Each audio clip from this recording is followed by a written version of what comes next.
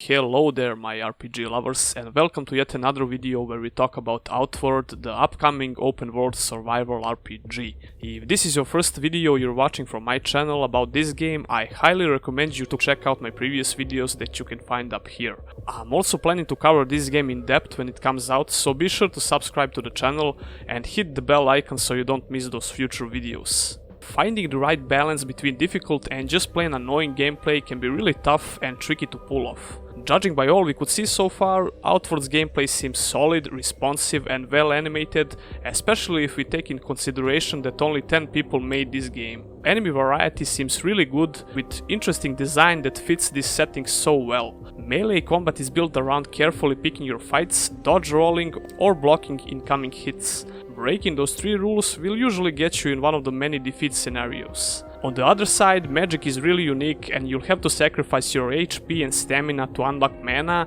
and even casting some spells won't be done just by a single press of a button unless you want to spend a lot of mana on a certain spell. Since there are no levels, experience and skills in this game like strength, dexterity and so on, the only way to make your character stronger is by learning new abilities at different trainers. You will need to spend silver and breakthrough points to unlock new abilities. These breakthrough points will play a key role in your character progression. While you can learn some abilities from every trainer without needing to spend a breakthrough point, in order to unlock much stronger abilities from a certain trainer, you will need to spend that precious point. Every character that you make will have 3 breakthrough points to spend in total, meaning you will only be able to learn stronger abilities from 3 trainers of your choice. There should be around 8 trainers in total, but don't quote me on that. Since most open world action RPGs are designed to be played in single player, the developers can usually get away with mediocre or even straight up bad balancing.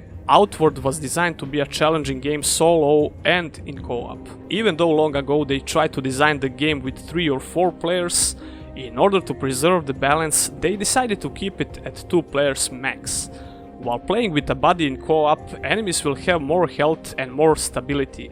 The stability mechanic works similar as poise in Dark Souls series. You will be able to stagger your opponent with multiple hits with a lighter weapon, while your heavy weapons will stagger more frequently. While in co-op, only the host's story can progress further, the guest can still make choices on the host's story, so be careful who you play with. He can also pick up the backpack if the host puts it down on the ground. That's why the difficulty of this game comes from many other gameplay mechanics and not only the combat.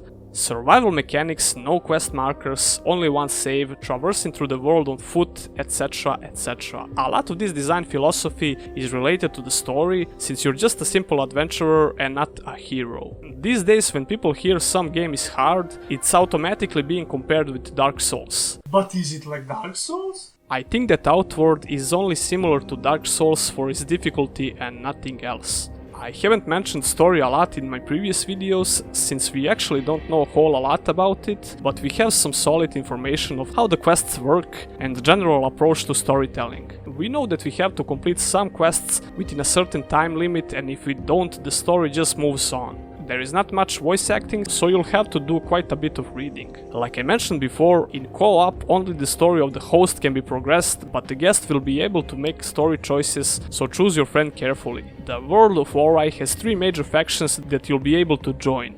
This means there are 3 different ways to progress your story, and to see all the content you will need to make more than one character. When you finish the story with one faction, you'll still be able to explore the world. The adventurer approach to the story and just letting the player go out to the wilds and do his own thing leads me to believe that Outward is more focused on its gameplay rather than heavy storytelling. I'm not saying that the story will be bad, we actually don't know yet, it could be great. I'm just really glad that we'll get more reasons to replay the game with different factions and not just for trying out different builds and RNG loot.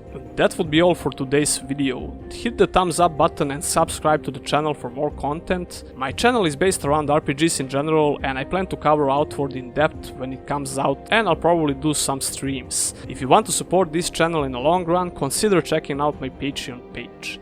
See ya in the next one.